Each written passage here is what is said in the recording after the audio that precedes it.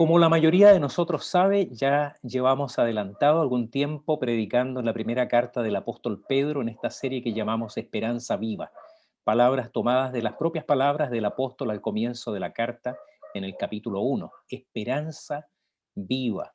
Y es un motivo de alegría mirar también que, al menos en el contexto de lo que es la pandemia y esta situación que ha estado afectando al mundo durante tanto tiempo, ya se ven señales muy positivas. El día viernes, permítanme solo un segundo para compartir esto con ustedes. El día viernes tuve el privilegio de estar en el hospital del profesor en la mañana, conversando con uno de los colegas que trabaja en cuidados intensivos. Se le veía bastante más relajado, más tranquilo. De hecho, dedicó un rato largo a conversar conmigo ahí en la oficina y me contaba que ya la crisis está en una franca etapa de disminución. No significa que hay que descuidarse, pero ya el número de camas ocupadas con pacientes COVID disminuyó significativamente, reorganizaron los turnos, hay menos presión sobre ellos y quedan solamente así en condiciones relativamente estables también personas que ya están en fase de salida del periodo más crítico de su enfermedad. Como digo, esto lo comparto para que nuestra esperanza se incremente, para que nuestra alegría también aumente, pero no para que nos descuidemos. Por favor, esto significa que debemos seguir siendo cuidadosos, porque ese cuidado que todos hemos llevado, el uso de mascarilla, higiene de las manos, el evitar contactos innecesarios, es una de las cosas que ha permitido que esto avance. Así que no nos descuidemos. El Señor siga bendiciendo a cada una de las familias de la iglesia.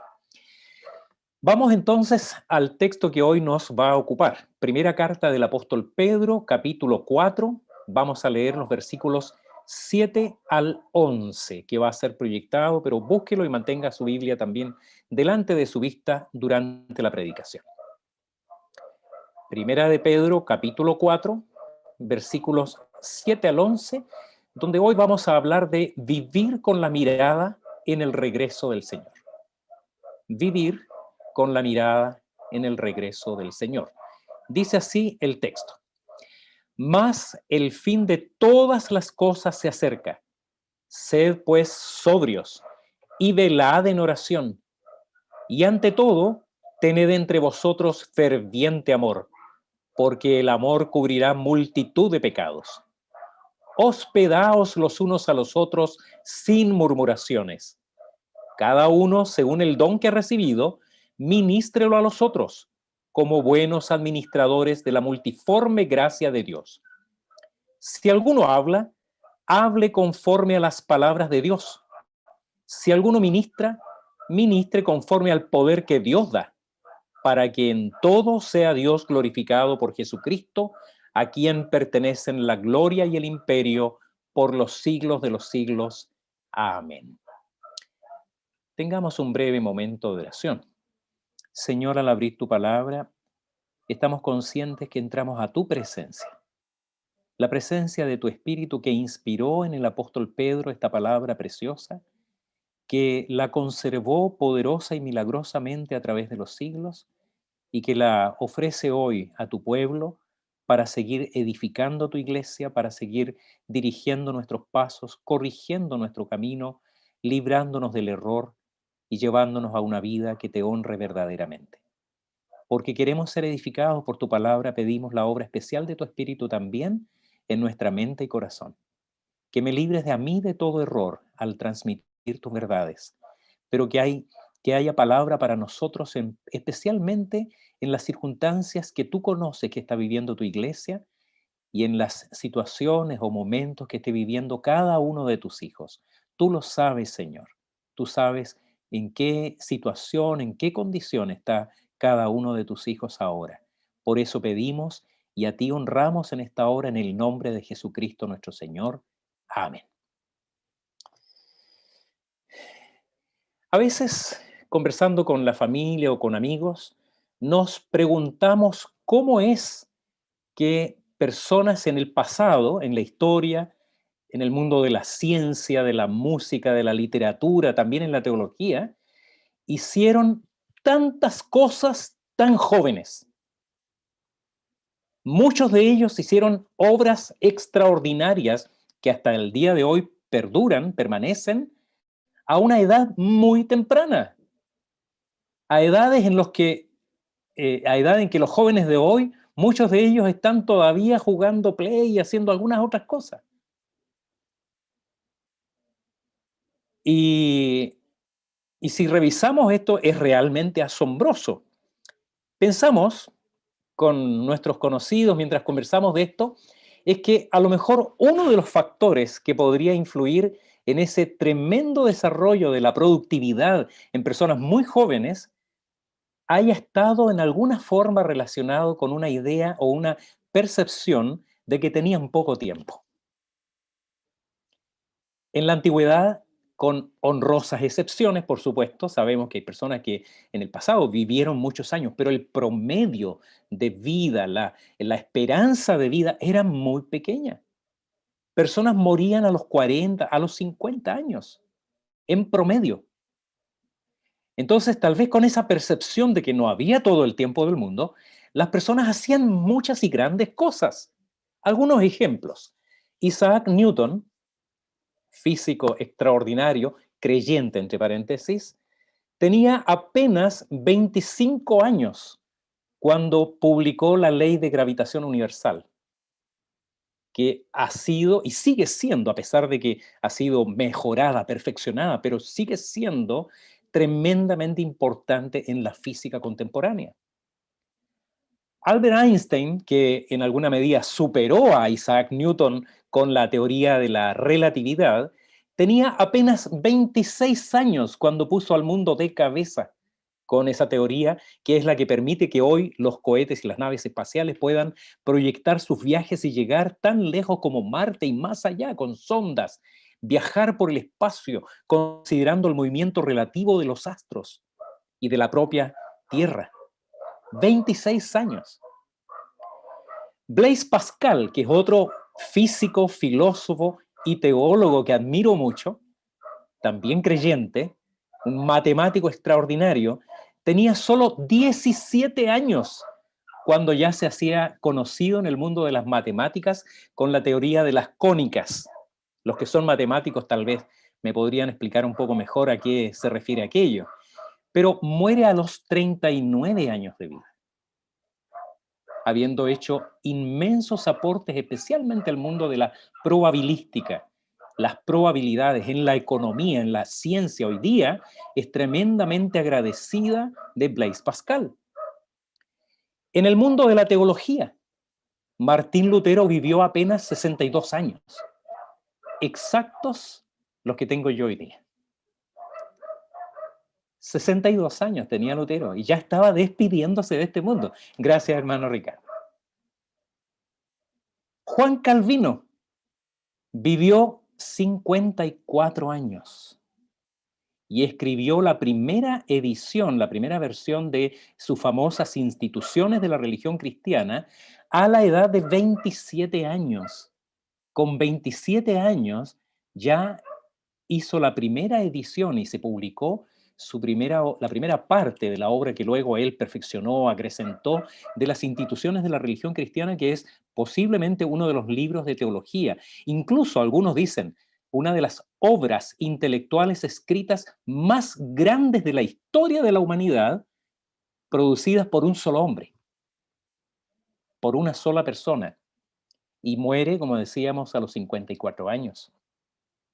En la música, Mozart, que es un músico admirado, maravilloso, escribió más de 600 obras de todos los tipos y murió apenas a los 35 años. Posiblemente no ha habido músico más grande y con una obra más prolífica tan joven como Wolfgang Amadeus Mozart. 35 años. El apóstol Pedro, por cierto, está muy consciente de que no hay todo el tiempo del mundo. Eso es lo que parece estar transmitiendo en su carta a los hermanos a los que les escribe, que la vida es breve. Muchos de sus hermanos partirían precozmente de este mundo a la presencia de Dios, no solo por las enfermedades características de ese tiempo, sino también por la persecución propiamente tal. Muchos de ellos estaban muriendo precozmente, asesinados, producto de la persecución de que era objeto la iglesia de ese tiempo. Y hasta las privaciones materiales. No sabemos si algunos de nuestros hermanos murieron incluso por causa de necesidades de ese tiempo tan difícil que les tocó vivir. Pero por encima de todas estas consideraciones, Pedro tiene en mente la promesa del Señor de que Él volvería por su iglesia. Y no podemos descartar que para los cristianos del primer siglo no era extraña la idea de que el regreso del Señor y el juicio que vendría con el Señor Jesucristo sería inminente, sería pronto. Ellos oyeron decir al Señor: voy a preparar lugar y volveré por vosotros. Entonces, en la mente de los creyentes del primer siglo estaba la idea realmente de que ese fue algo así como un voy y vuelvo. El Señor venía pronto y no había entonces tiempo que perder en cosas banales. El juicio y la venida del Señor era inminente. Y no solo el apóstol Pedro tiene esta percepción, sino que varios otros autores ahí en el Nuevo Testamento. Pablo a los Romanos en el capítulo 13, versículo 11, les dice: nuestra salvación está más cerca ahora de cuando creímos. Es decir, eso era verdad en todo el sentido de la palabra. Siempre iba a estar más cerca de cuando creyeron. Pero Pedro tenía en mente una venida inminente del Señor. El autor a los Hebreos comienza su carta diciendo que vivimos en los últimos días, lo cual desde el punto de vista teológico es cierto. Los últimos días, sabemos, se extienden desde la primera venida del Señor hasta la segunda venida. Todo este tiempo, toda esta dispensación son los últimos tiempos. Pero en la mente de ellos no había la idea de 2000 años de historia de la iglesia como ya nosotros llevamos. La palabra añade ahí en Santiago, donde dice: la venida del Señor está cerca. Santiago 5, 8, 9. Y el apóstol Juan en su primera carta dice: esta es la última hora. Todos ellos tenían entonces este concepto de la inminencia de la venida del Señor, de que esto ocurriría pronto, por lo tanto, no había tiempo que perder. Entonces, para nosotros, que ya sabemos que la historia de la iglesia se ha desarrollado durante todos estos siglos, sin dejar de considerar la teología bíblica, que significa que por los últimos días entendemos todo el tiempo, como decíamos, que se extiende entre la primera y la segunda venida de Cristo, tanto como para los lectores originales, para nosotros también el sentido no es diferente. Se trata de entender la vida cristiana efectivamente como si Cristo fuese a venir mañana. No debiera estar en nuestra mente esta idea de que tengo todo el tiempo del mundo. Soy una persona muy joven, tengo apenas 30, 40, 50 años. Es cierto que la vida se ha prolongado mucho. En nuestro país, la esperanza de vida se extiende en promedio sobre los 70 años de edad. Pero eso no significa que tenemos todo el tiempo del mundo. ¿Quién puede decir con certeza absoluta que mañana estará entre nosotros?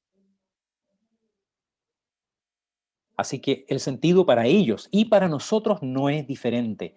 Vivimos hoy nuestra vida como si Cristo fuese a regresar mañana. Por lo tanto, el tema que hoy queremos explorar con la ayuda del Señor es vivir con la mirada puesta en el regreso del Señor. Ese es el desafío para cada uno de nosotros, creyentes de este tiempo, vivir hoy, pero con la mirada puesta en el regreso del Señor. Porque este es el punto de partida en esta sección de la carta. Usted tenga ahí su Biblia abierta y vea las palabras del comienzo. El fin de todas las cosas se acerca, por lo tanto. Y ahí entonces enumera una serie de recomendaciones, pero teniendo esa premisa en la vista. Este es el punto de partida, este es la consideración básica, el comienzo. El fin de todas las cosas se acerca. Yo he escuchado a algunas personas decir: no, teológicamente hablando eso no es así, bíblicamente hablando no es correcto, no es inminente porque el Señor dijo: y será predicado el evangelio del reino en todo el mundo para testimonio a todas las naciones, y entonces será el fin. Y hay muchos lugares en el mundo no alcanzados, hay muchos lugares donde Cristo no es conocido todavía. Queda mucho tiempo para que la palabra, el evangelio, los misioneros lleguen a lugares que están todavía cerrados al evangelio. ¿Es verdad eso? ¿Es verdad? ¿No vivimos acaso en la era de las comunicaciones? ¿No es cierto hoy que las noticias prácticamente las conocemos en tiempo real de un lugar al otro del mundo? Hoy día, hermanos, la posibilidad de que el evangelio llegue a todo el mundo así es una realidad. Las cosas pueden cambiar de un día para otro en lugares que hoy están cerrados al evangelio. Dios puede utilizar recursos antes inimaginables para que la palabra de Dios llegue a todo el mundo. Por lo tanto, no piense que queda mucho tiempo para el cumplimiento de las palabras del Señor ahí en Mateo 24:14. Será predicado el Evangelio del Reino a todo el mundo. Vivimos en un mundo globalizado y eso puede ser una realidad hoy día. Aún así, y aunque tomemos en cuenta la paciencia del Señor, de la que habla el apóstol Pedro en su segunda carta, y que muchos toman por tardanza, todos nosotros, creyentes en Jesucristo, debemos vivir nuestra vida y todo el tiempo que nos toque vivir en esta carne, usando las palabras del apóstol, como si Cristo fuese a regresar esta misma noche o mañana. Una venida inminente del Señor. Entonces, volviendo a la palabra, ¿cuáles son los rasgos de la vida del cristiano que espera en consecuencia la venida del Señor Jesucristo como una venida inminente? La palabra nos dice, en primer lugar, que para vivir con la mirada puesta en el regreso del Señor, lo primero es oren en estado de alerta. Oren en estado de alerta. La segunda parte del versículo 7 dice, sed pues sobrios y velad en oración. Sed pues sobrios y velad en oración. Estamos ante un mandato de la palabra del Señor. No solo en esta parte, sino en muchas otras partes de la Escritura, se nos manda a orar, se nos manda a velar en oración, en actitud vigilante, estando lúcidos, estando sobrios. Podríamos al menos enumerar, solo en esta frase que leímos del versículo 7, 3 mandatos en uno. Manténganse sobrios, estén alertas y oren.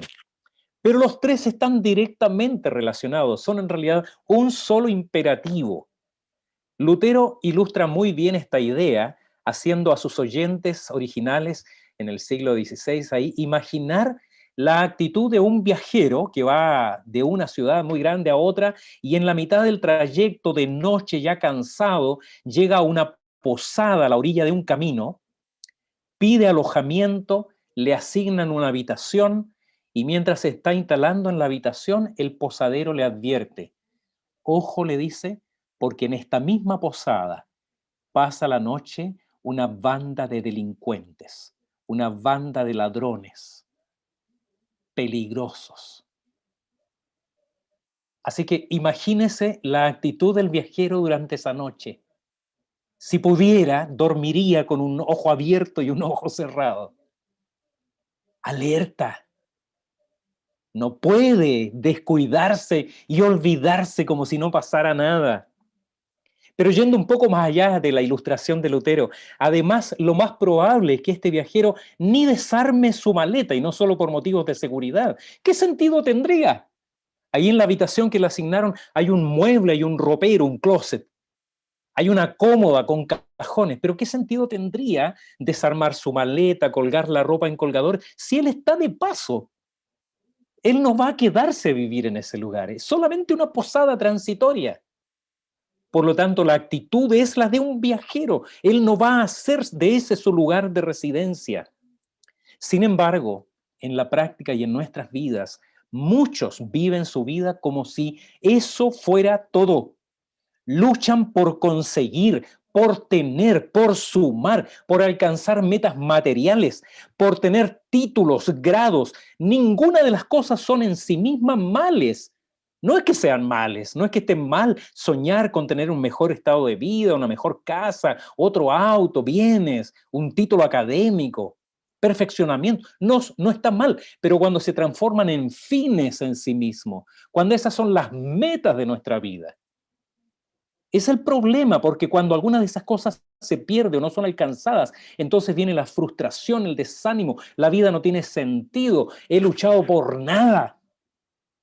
La peor pesadilla de algunas personas podría ser perder alguna de esas cosas por las que tanto luchó. Aquellas cosas que él pensaba, estas son las cosas por las que vale la pena vivir.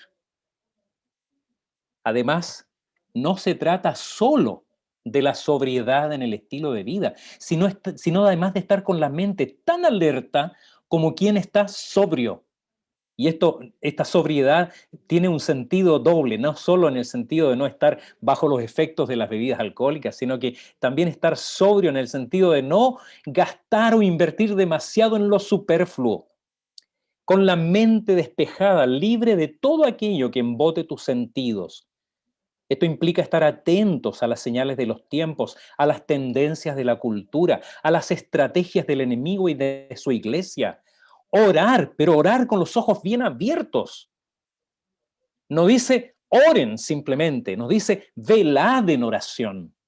Es decir, esa debe ser la actitud de vida del que sabe que los tiempos son complejos, que las artimañas del enemigo son sutiles, que los cambios que se suceden alrededor de nosotros y de la iglesia, de alguna u otra forma, nos afectan.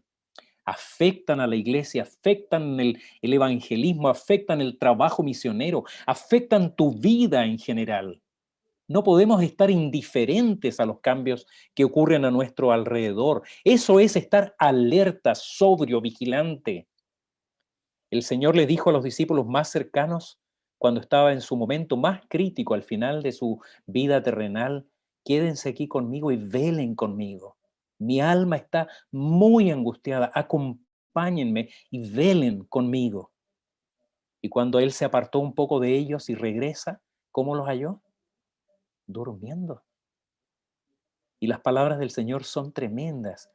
¿No habéis podido velar conmigo una hora? Una hora. ¿Cómo saben hoy los creyentes de las series de televisión? Usted saque el tema en cualquier sobremesa por ahí y todos van a pelearse por compartir la serie que vieron y vieron esta otra y te recomiendo esta. Se las han visto todas. Y una serie no es ver una película, es una secuela y a veces pasan noches. No pude parar y seguí con la otra y la otra. Yo sé que todos hemos oído estas conversaciones. ¿Cómo usa su tiempo la gente hoy en redes sociales? Pero no pueden velar una hora en oración. Créanme, querida iglesia, que cuando Cristo vuelva por los suyos, no va a tener ningún entusiasmo porque ustedes les compartan las selfies que se sacaron, la última, la última cita célebre, el último meme que le robaron a alguien de su muro. ¿Ustedes creen que al Señor le va a causar alguna emoción todo aquello? Cuando Cristo vuelva por nosotros, por su iglesia, tal vez con un poco de vergüenza, le vamos a oír preguntarnos una vez más, ¿no habéis podido velar conmigo una hora?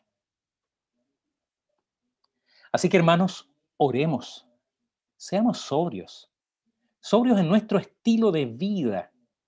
No adornes, como dijo un famoso teólogo de la antigüedad, no adornes tu casa más que tu alma. Que nada nos distraiga al punto de dejar de orar, de ser vigilantes, sabiendo que el día del Señor está cerca.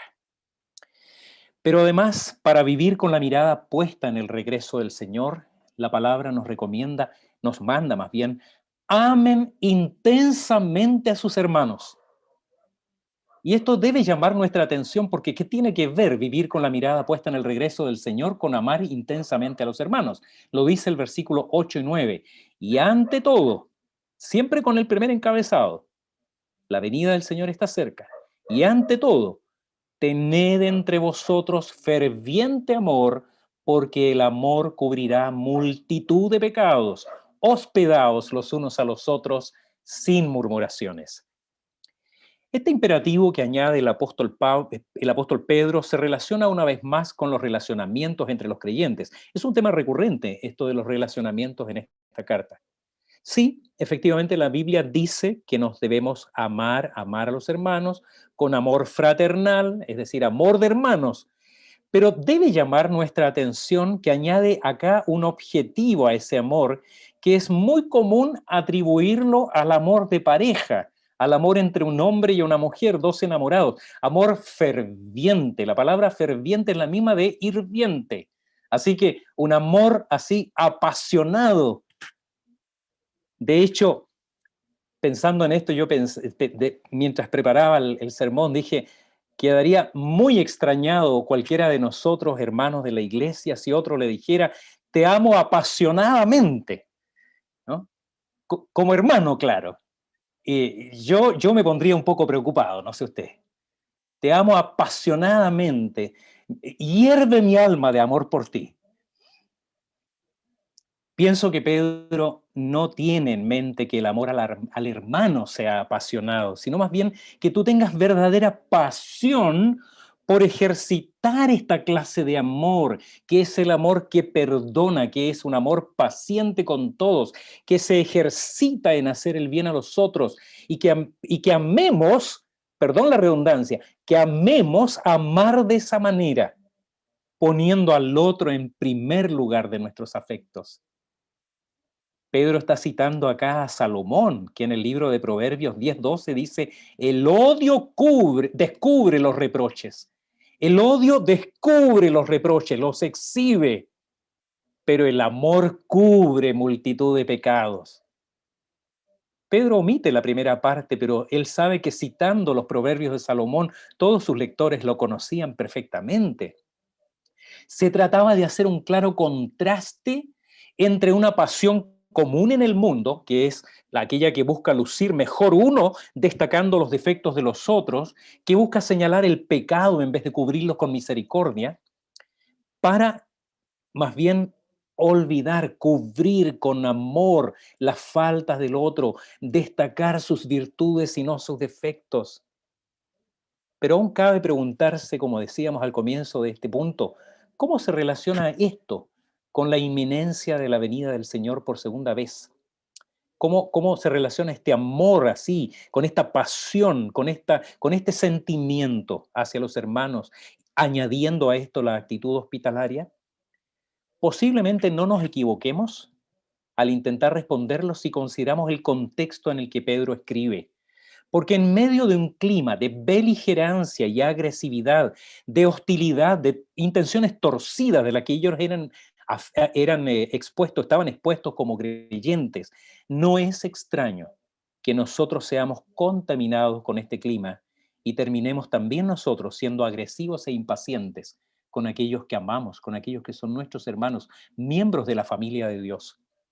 Y el testimonio del cristiano se ve fuertemente afectado cuando entre hermanos hay rivalidades, rencillas, conflictos no resueltos, al punto que llegan a ser incluso motivo de escándalo para el mundo.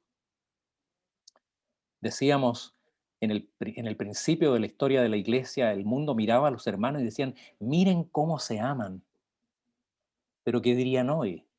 Miren cómo se separan, cuán fragmentados están, cómo se pelan unos a otros, cómo se desprestigian unos a otros. Mire sus hermanos allá y acá. Mire la doctrina que predican, el estilo de vida que llevan, cómo hacen las cosas. Eso es lo que el apóstol Pedro está tratando de prevenir en nosotros, iglesia de Jesucristo. Nos manda en cambio tener una clase de amor que, imitando el amor de Jesucristo y el mismo afecto que él tuvo respecto de nuestra vieja manera de vivir, es capaz de cubrir las faltas del hermano, dejarlas cubiertas con un manto de amor misericordioso y un amor benevolente que restaña heridas, que restaura relaciones, que reconstruye la unidad y permite seguir trabajando juntos en los asuntos del reino, porque esto es también encarnar el Evangelio evangelio que es perdón y restauración de nuestra relación rota con el Señor. En esos tiempos, los misioneros, los evangelistas itinerantes, dependían de la hospitalidad de la iglesia. No habían Airbnb, ni hoteles, ni cosas por el estilo. Ellos llegaban a una ciudad llevando el evangelio y dependían de los hermanos de la iglesia local para recibirlos en sus casas. Y no solo recibirlos en sus casas, sino para encaminarlos. Cuando usted lea esa palabra referida a los hombres y mujeres que iban llevando el evangelio, entienda que encaminarlos significaba no solo recibirlo en la casa, sino que pasarles dinero para el pasaje, para el trayecto. Eso era encamínenlos. Pónganlos en el camino, pónganle algo en el bolsillo para que les vaya bien, para que tengan para comer, para sus gastos. El apóstol Juan, en su tercera carta, escribiendo a Gayo, le elogia calurosamente. Él le dice ahí, versículo 5 de la tercera carta: amado, fielmente te conduces cuando prestas algún servicio a los hermanos, especialmente a los desconocidos, fíjese, los cuales han dado testimonio a la iglesia de tu amor. Y harás bien en encaminarlos. Ahí le dice, aparte de recibirlos, póngales algo en el bolsillo para el camino, como es digno de su servicio a Dios, para que continúen su viaje. Porque ellos salieron por amor del nombre de Él, sin aceptar nada de los gentiles. Nosotros, pues, debemos acoger a tales personas para que cooperemos con la verdad. Tercera carta de Juan, versículos 5 al 8. En cambio, un poquito más abajo, censura severamente a Diótrefes.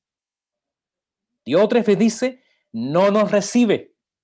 Y no contento con estas cosas, no recibe a los hermanos, y a los que quieren recibirlos se los prohíbe y los expulsa de la iglesia. ¡Qué tremendo! ¡Qué falta de amor! Porque ese amor hecho práctico estaba directamente relacionado con la obra de Cristo, la misión de la iglesia.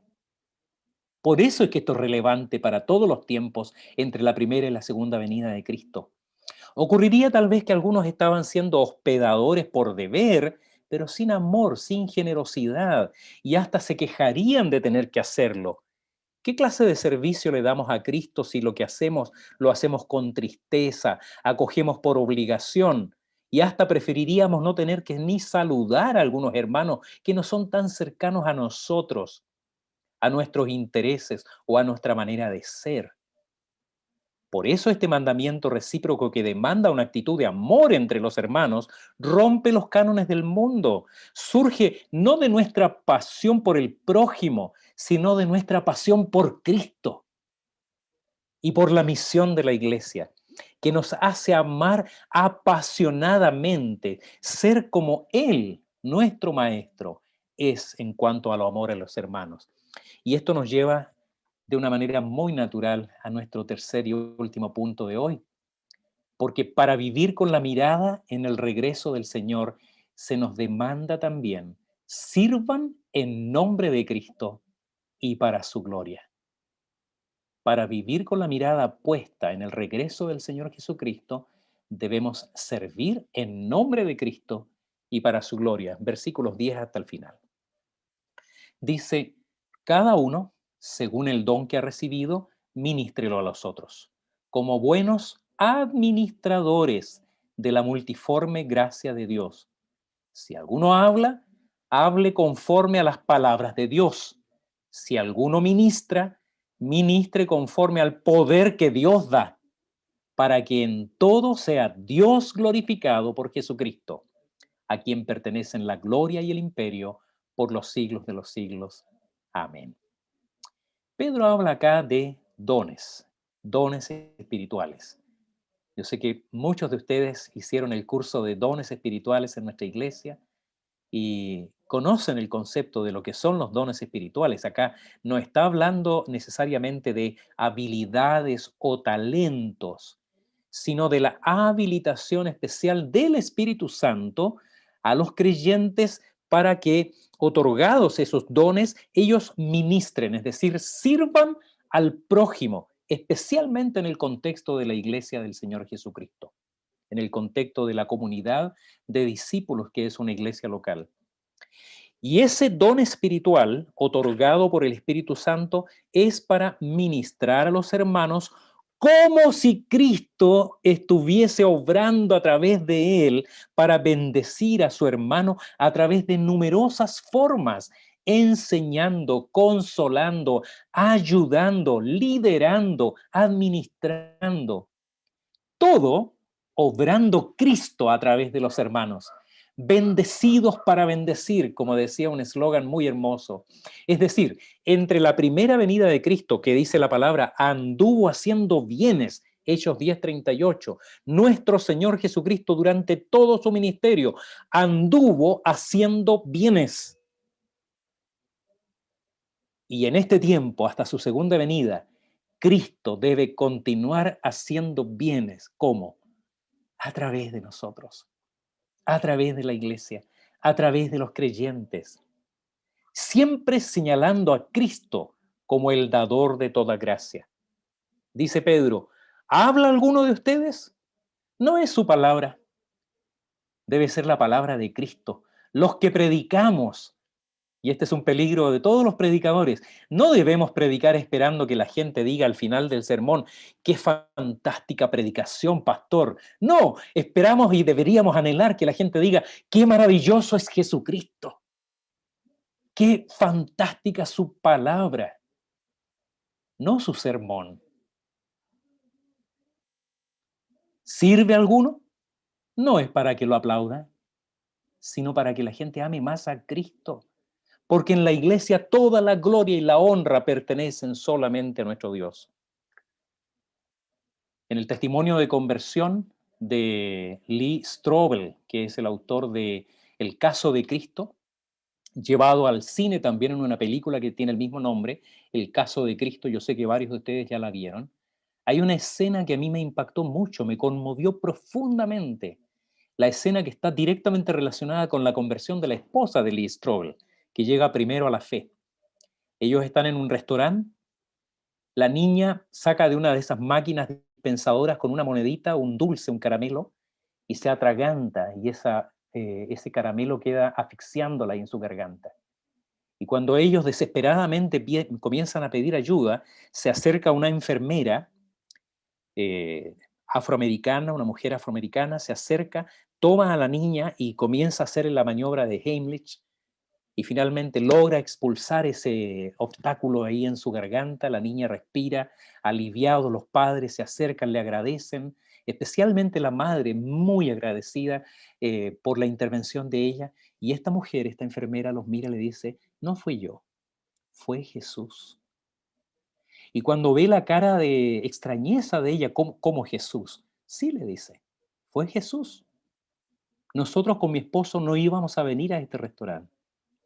Él nos trajo a este lugar. Él cambió nuestros planes para este momento. Fue Jesús.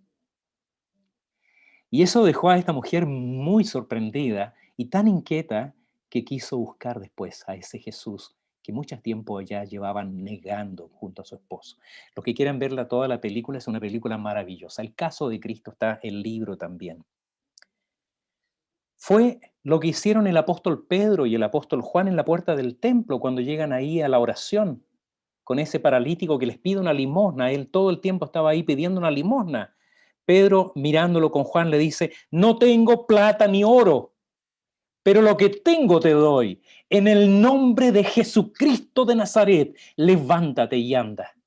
Eso es ministrar en el nombre y el poder de Jesucristo para la gloria de Dios Padre. Y eso es lo que cada uno de nosotros debe anhelar se materialice en nuestra vida, ahora que vivimos este tiempo, esperando el regreso de nuestro Señor Jesucristo. Para pensar y vivir, querida iglesia, vivir con la mirada puesta en el inminente regreso de nuestro Señor es vivir esperando, es vivir nuestra vida con la mirada puesta en la eternidad. No en este tiempo, no seamos de vista tan corta de mirar lo que está inmediatamente delante de nuestros ojos. Todas tus metas son valiosas, no decimos nada respecto de eso. tus niños, tus hijos que están creciendo, se están capacitando para tener un título, para adquirir una carrera, todo eso es fantástico, nada que decir. Pero si nosotros no hemos alcanzado la certeza de que ellos son ganados para Cristo y salvos por toda la eternidad, no hemos logrado nada todavía. Mientras hay un alma que no conoce el Evangelio del Señor Jesucristo, aún nuestra tarea está incompleta. Mientras hagamos de las metas temporales, materiales, las únicas metas de nuestra vida, no hemos mirado realmente la vida con su valor que tiene. Tal vez debiéramos preguntarnos hoy seriamente, ¿cómo viviríamos hoy nuestra vida si supiéramos que solo nos queda un año de vida? ¿Qué harías durante los próximos 365 días si solo te quedara un año de vida? ¿Cómo ejerceríamos nuestra fe si supiéramos que Cristo viene mañana? Y podría ser. No esperemos evidencias para vivir en la certeza de que el Señor viene. Él prometió que vendría y Él vendrá. Y independiente de cuándo se cumpla ese tiempo, esto podría ser muy pronto. Por lo tanto, seamos vigilantes. No pierda su tiempo en aquellas cosas que no van a sacar ni un suspiro de interés en el Señor Jesucristo. Hay cosas maravillosas para hacer. Hoy día las alternativas de entretención son fantásticas y yo no digo que no me guste el cine o ver una buena serie de vez en cuando. Pero que no oigamos decir al Señor, no pudiste velar conmigo una hora. Amemos intensamente como ama Jesucristo, como nos amó el Señor. Él espera esa clase de amor, el amor que perdona como Él nos perdonó, que restaura como Él restauró nuestra relación. Esa es la clase de amor que Él espera entre los creyentes. Conozca, entrene y use sus dones para bendecir a los miembros de la comunidad de los discípulos. Pero todo sea no para el brillo de nuestro nombre, conocimiento y para que seamos recordados como una gran persona. Qué bueno era el pastor David. No, que todo sea para la gloria de nuestro Señor y Salvador Jesucristo. Y que Dios bendiga a su iglesia hoy y para toda la eternidad.